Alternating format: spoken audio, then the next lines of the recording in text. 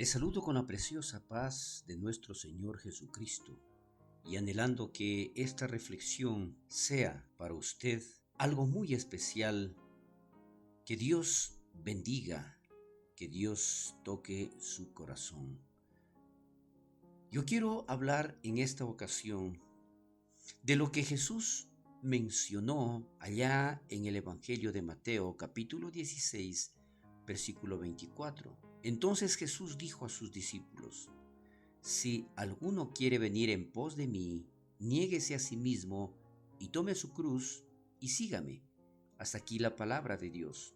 Relacionado esto a nuestra vida cotidiana, a la forma como nosotros reaccionamos cuando escuchamos la palabra, sea que hemos decidido aceptar a Cristo en nuestro corazón, asistir a una iglesia, recibir constantemente de forma permanente una reflexión, una prédica, buscar leyendo, escudriñando la palabra de Dios. Esto implica que nosotros queremos hacer algo para poder de una u otra manera cumplir lo que aquí dice, y quiero repetirle: si alguno quiere venir en pos de mí, niéguese a sí mismo y tome su cruz y sígame. Pero el hecho es de que en la realidad hay muchas personas que siguen rechazando el Evangelio. Y vivimos en una época en la que el Evangelio se ha convertido en algo tan fácil, algo ligero, algo light, que lamentablemente se corre el riesgo de que ese Evangelio en muchas ocasiones sea nada más que algo que alguien lo dijo en algún lugar sin darle ningún tipo de importancia. Y es así como de una u otra manera hay invitaciones para aceptar a Cristo, y esto se convierte en un mero ritual con oraciones previamente memorizadas, convirtiéndose en un aceptar sin propósito. Y esto sería una credulidad fácil, algo que lo hice sin saber realmente lo que esto implica. Implica que lo único que hay que hacer es creer de forma intelectual o decir algunas palabras sin experimentar o sin sentir ningún cambio en cuanto a la vida de aquella persona que aceptó a Cristo. Entonces, ¿qué significa seguir a Cristo? Decía que no es únicamente el asistir a una iglesia, no es solamente el que yo escuche la palabra de Dios, no es solamente que yo lea la Biblia. Es algo más profundo, es algo que debe existir en nuestro interior, un cambio, una transformación que defina algo que fue y algo que es, un pasado y un presente con un futuro diferente. Rara vez oímos una declaración firme de que para aceptar a Cristo hay que negarse a sí mismo y renunciar a cualquier reclamo de la propia vida. El aceptar a Cristo implica renunciar a muchas cosas que lo hemos estado haciendo y que aparentemente no era nada malo. Entonces, por lo expuesto, debemos saber y meditar al aceptar a Cristo en nuestro corazón que negarse es el repudio intencional hacia uno mismo, o debe ser el alejamiento de la relación con uno mismo como algo primordial, algo necesario, algo que tenga que darse para dejar atrás todo aquello que estorbaba y que se produzca en nosotros lo que la palabra de Dios dice, que somos nuevas criaturas. Las cosas viejas pasaron, he aquí, todas son hechas nuevas. Entonces, el mencionar si alguien quiere venir en pos de Jesús no es solamente una declaración. De la misma manera, no debe preocuparnos cuál es el costo de seguir a Jesús, sino nuestra disposición a seguirle sin importar el costo. Es algo que muchas personas precisamente se niegan por esto o rechazan por el temor de renunciar a algo que lo estaban haciendo y que tendrán que dejarlo, porque eso estorba, eso contamina, eso daña, eso perjudica. Entonces, negarse a sí mismo, ¿qué implica?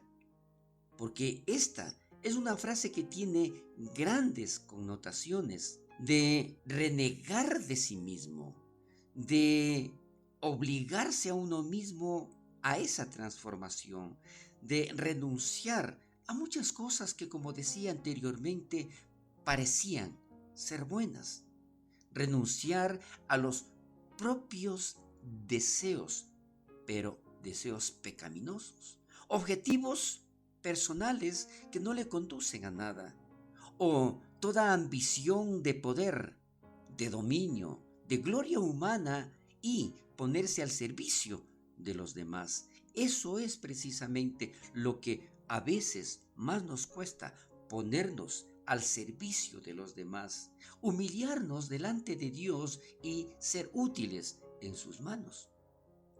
Seguir a Jesús significa algo más que solo identificarse como un seguidor.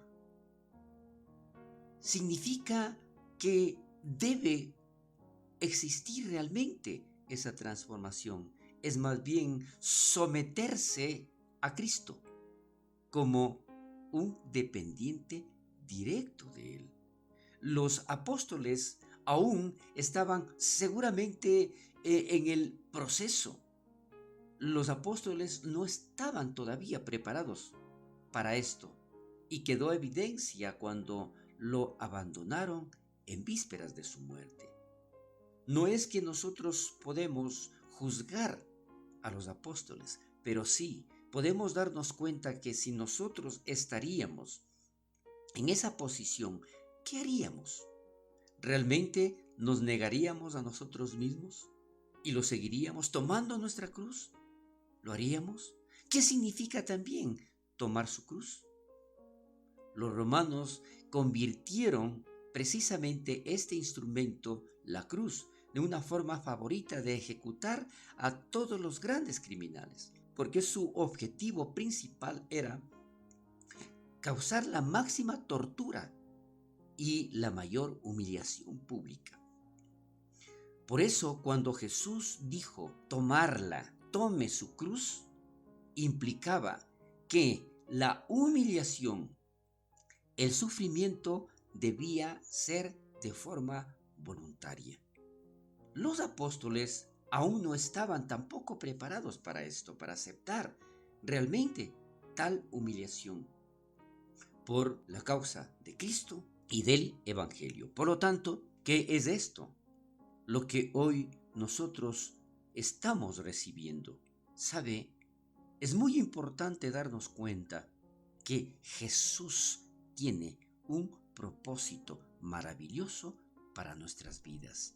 Pero como yo le decía anteriormente, no se trata del costo, sino simplemente de servirle, de seguirle sin importar qué es lo que yo tenga que pasar. Pablo menciona más adelante a los Gálatas en el capítulo 2, versículo 20. Dice, con Cristo estoy juntamente crucificado. Y ya no vivo yo, sino Cristo vive en mí. Y la vida que ahora vivo en la carne, la vivo en fe, que es en el Hijo de Dios, quien me amó y se dio a sí mismo por mí. Por lo tanto, el negarse a sí mismo significa sujetarse a la disciplina de Cristo. Una vez más, aquí vemos que realmente esto no es muy fácil. Esto no es tan sencillo, desde luego que no, pero es la posición necesaria para poder recibir todo aquello que Dios ha preparado para cada uno de nosotros.